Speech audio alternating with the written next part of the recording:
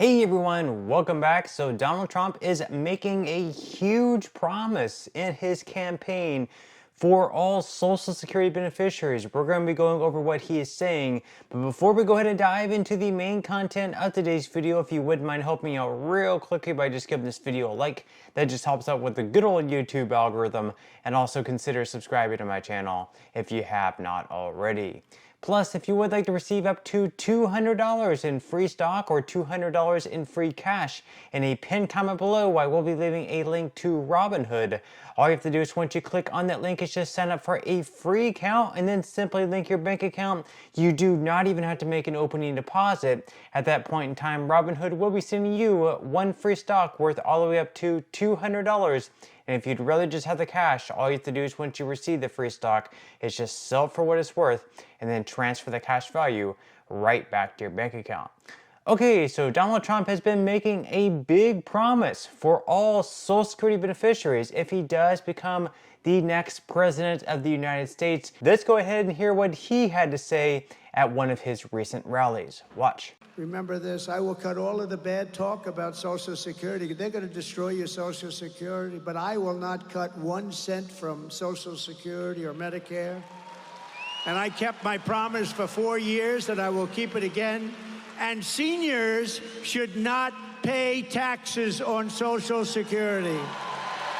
And they won't. They won't. There are the people. It's up to you.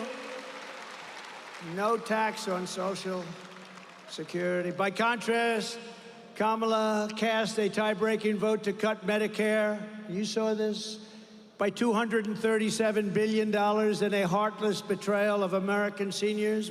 Okay, so Donald Trump is promising to eliminate all taxation on Social Security benefits. This was something that was not done until the 80s, whenever Ronald Reagan enacted a law that was passed by Congress.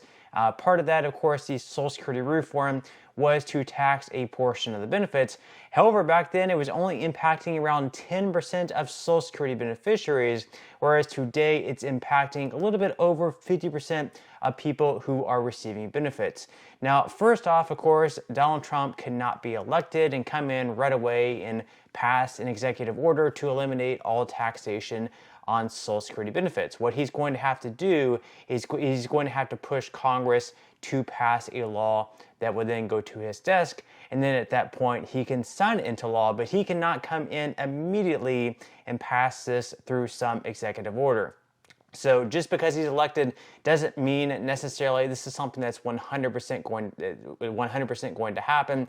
Most things cannot be passed through executive order. They will have to be first passed through the legislative branch, which means that it will have to pass through the House with at least 218 votes.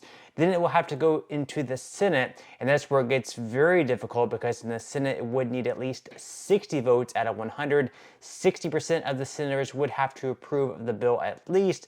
And considering the makeup of the Senate has usually been like 51-49, 52-48, it means that it will need to have bipartisan support. So it is a bill that both Democrats and Republicans would have to support for any thing like this to happen. Now, the good thing is we have had recent bills in Congress over the past few years which would do just this, eliminate all taxation on Social Security benefits. And even better, we've had a bill from a Republican in Paul Gosar, and we've also had a bill from a Democrat in Angie Craig. So the first one, of course, was back in 2021. It was by Paul Gosar.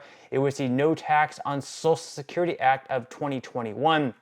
And just like he says there would be no taxation on Social Security benefits. And he mentions there that Congress failed to account for inflation on the tax threshold. That's one of the big reasons.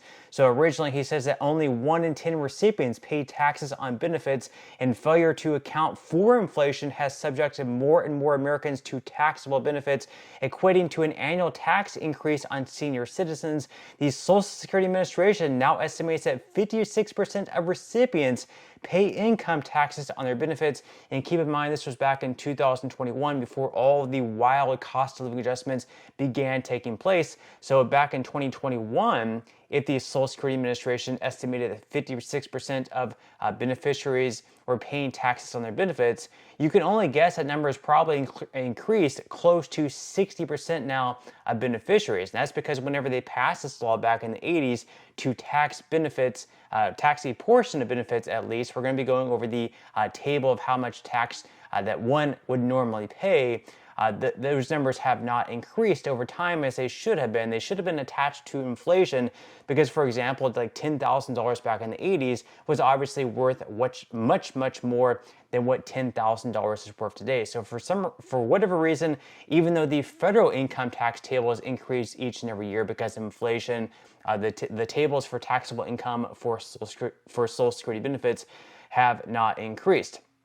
Then, of course, we also had a bill from Representative Angie Craig. She was a Democrat, and she announced new legislation to also eliminate federal taxes on Social Security benefits. Her bill was called the You Earn It, You Keep It Act. And unlike Paul Gosar's bill, where they would not raise taxes or do anything to offset the loss of extra income coming into the Social Security Trust Fund from this taxation of Social Security benefits. In her bill, she actually does tax Americans. So she would do this by raising the cap on the Social Security payroll tax so that higher earning Americans continue paying into Social Security. So basically how this works this year in 2024, you only pay the Social Security payroll tax on the first $168,600 that you earn.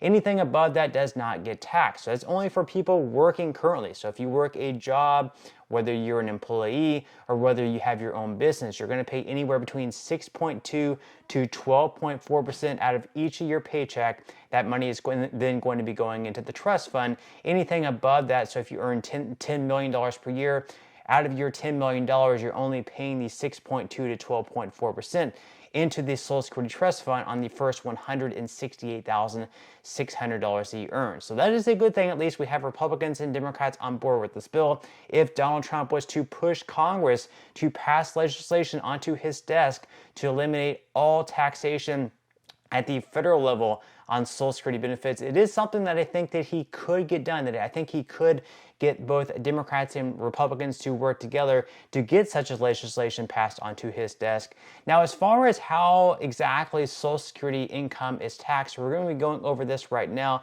So right here, they do say that the IRS does use a tiered system based on combined income. Combined income, of course, is your adjusted gross income plus non-taxable interest and half of your Social Security benefits from the year.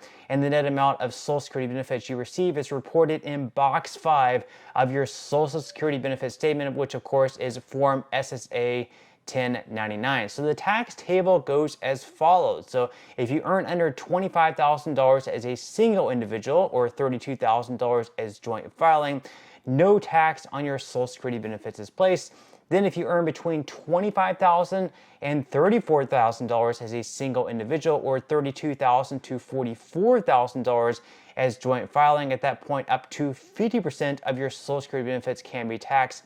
And then finally, the largest tax bracket is above $34,000 as single or $44,000 as joint filing, and at that point up to 85% of benefits can be taxed. And remember, combined income is your adjusted gross income plus non-taxable interest and half of your Social Security benefits from the year. So let's say, for instance, you earn $24,000 in Social Security benefits for the year. You'd only take half of that, so it'd be $12,000 plus any extra income. So if you still have a job or you're earning any type of non-taxable interest income, it's going to be the $12,000 plus that amount. And then you would tally that up, and that would determine, which tax bracket you would be in and how much tax you would actually pay in. Now, of course, a lot of Democrats are actually attacking Trump's idea, saying they would really only help the people who earn the most money. We're going to be examining, though, who wins with a tax cut on Social Security benefits. So right there, they say that key Democrats have already argued that Trump's plan to exempt income from Social Security benefits is just the latest example of the GOP trying to heap tax relief on those at the top end who need it the least, while ignoring people of more modest means. But what they say actually is that the biggest winners under such a plan would not be millionaires and billionaires.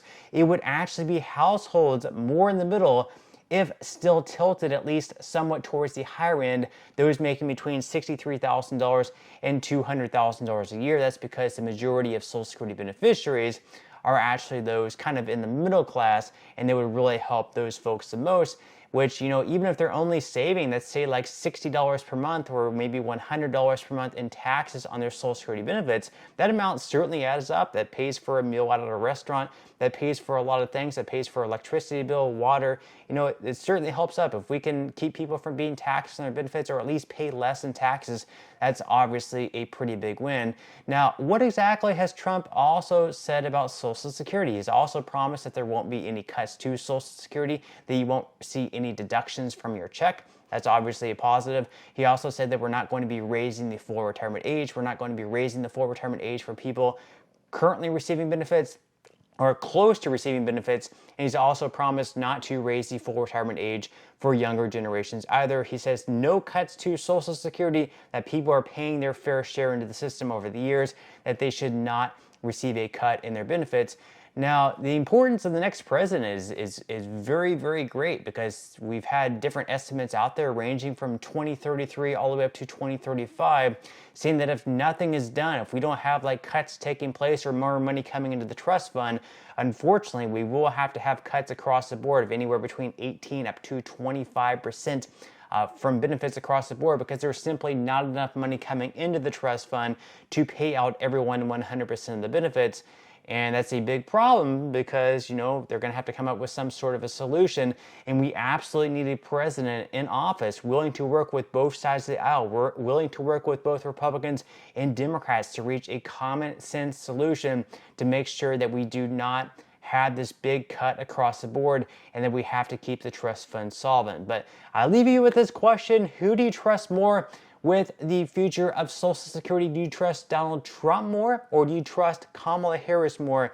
Leave your thoughts in comments below. Would definitely love to read them. But that's all we have for today's video. Certainly hope that you enjoyed and found value out of it, and I will see you in the next video.